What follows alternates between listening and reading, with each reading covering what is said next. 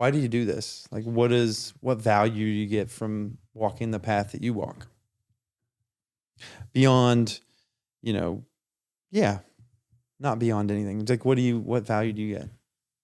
So I hear a couple layers into this question, so I want to like just parse them out for a moment. This is what you're not asking is how I began, but what I currently get out of it. Mm-hmm. Yeah. Yeah. So a funny thing about that is like every now and then I'll question like, should I, I've been doing this a long time, like 20 years. Yeah. Um, and I'll question like, should I stop? Like, is it time? It's like, is it time to stop? Hmm. And so I'll run it through my head because it takes time, like it takes time and effort. And like, if something's filled, then it could be, I could put something else there, right? So I like kind of work this through my mind, and it's like, should I stop? And the answer is always no. And so the reason for that is number one, there's a default, like I've got these systems in place, like these default systems in place, and how I live my life, and how I eat, and how I move my body, and rest and recover, blah, blah, blah, that are just general maintenance, the way that like showering is, and it not only tunes me into my body in like very low energy states of like rest, but also very high energy states of like performance in the gym and like whatever. And most of the time, like we just think about how we feel like when we're awake. But if I also notice what my body's doing on an easefulness dimension, and then on like a let's go like dimension, that tells me more about my body. And it allows me to like steer the ship a little bit better. That type of thing allows like my body just feels better. I'm able to move better. My body generally feels good. If it doesn't feel good, I can point to things of like why, and then I can steer the ship, and I have opportunities built in throughout my week to do so in my workouts. So what I'm getting at there is kind of like on a day to day, like how my body feels and operates. There's like a mood regulation thing. Yep. There's like resets and whatever. I never have to worry about like my body suddenly, it's like the thing where you like wake up and you look in the mirror like, what the hell happened? There's none of that because something's, I'm constantly like attending to it. And it's become certainly certainly a part of my identity, but I think more so than that, it's like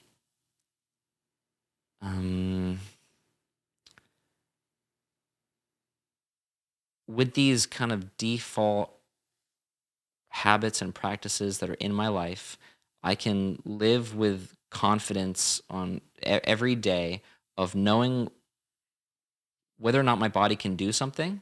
Normally the answer is, most of the time, like the answer is like yes.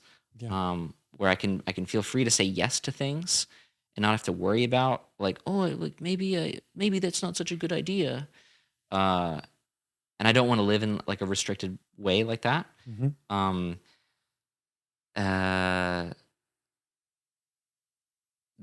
The people around me who, it welcomes people around me who also value health and wellness and fitness and that type of thing, where they have a vibrance.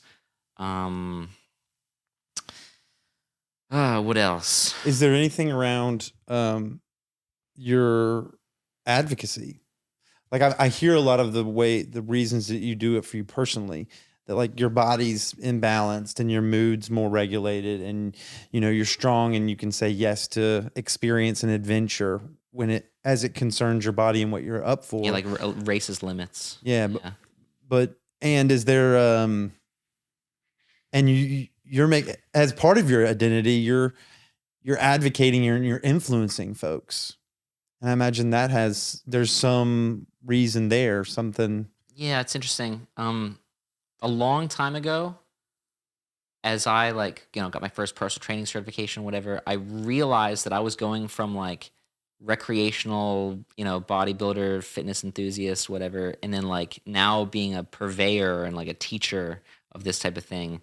And that was like a transcendent like level or something.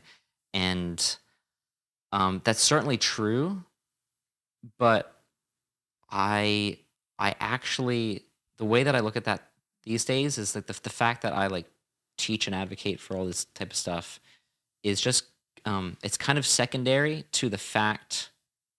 This may be redundant of me saying, but I think that's just secondary to the fact that I believe in this shit so strongly Mm-hmm. that it's like